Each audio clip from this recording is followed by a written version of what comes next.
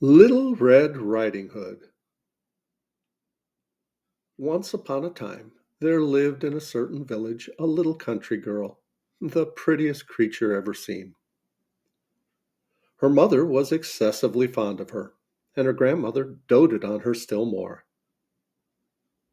The good woman had made for her a little Red Riding Hood, which became the girl so extremely well that everybody called her Little Red Riding Hood. One day her mother, having made some custards, said to her, "Go, my dear, see how thy grandmamma does, for I hear she has been very ill. Carry her a custard and this little pot of butter."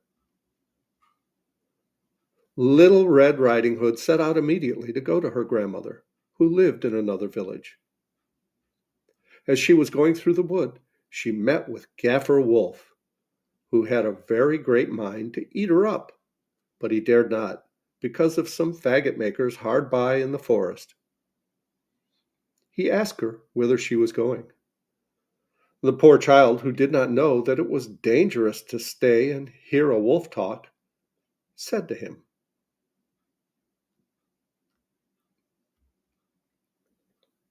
She said to him, "I am going to see my grandmamma and carry her a custard and a little pot of butter from my mamma." "Does she live far off?" said the wolf.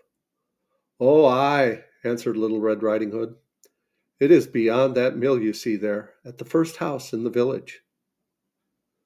"Well," said the wolf, "I'll go and see her too.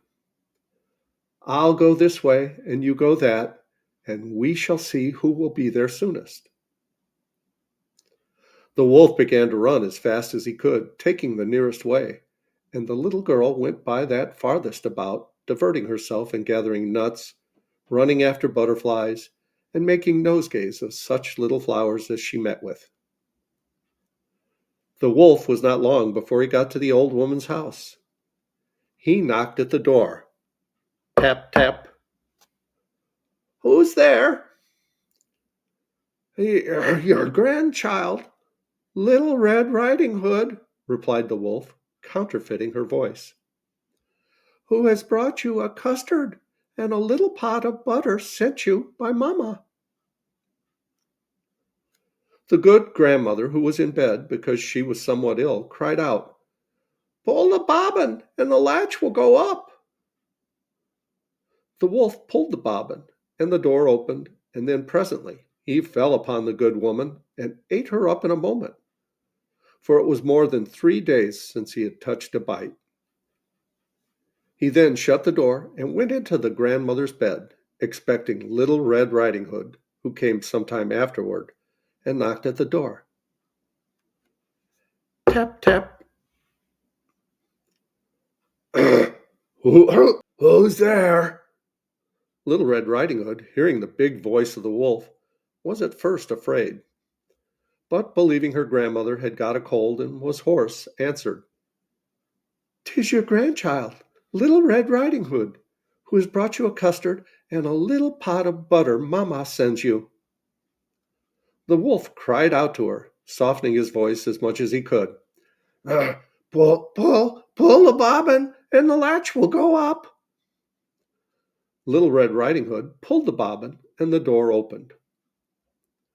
The wolf, seeing her come in, said to her, hiding himself under the bedclothes, "Put the custard and the little pot of butter upon the stool, and come and lie down here with me." Little Red Riding Hood undressed herself and went into bed, where, being greatly amazed to see how her grandmother looked in her night clothes, she said to her, "Grandmamma, what great arms you've got!" "That is the better to hug thee, my dear." "Grandmamma, what great legs you have got!" That is to run the better, my child." "Grandmamma, what great ears you have got!" "That is to hear the better, my child."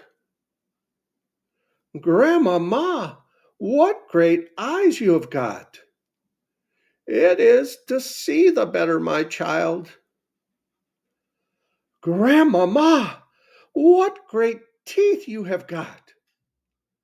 That is to eat thee up." And saying these words, this wicked wolf fell upon Little Red Riding Hood and ate her all up. And there you have it, kids. Never trust a wolf in the woods. Well, I hope you liked that story. And I hope you come back for our next one. I love you guys. As Tigger says, ta ta for now.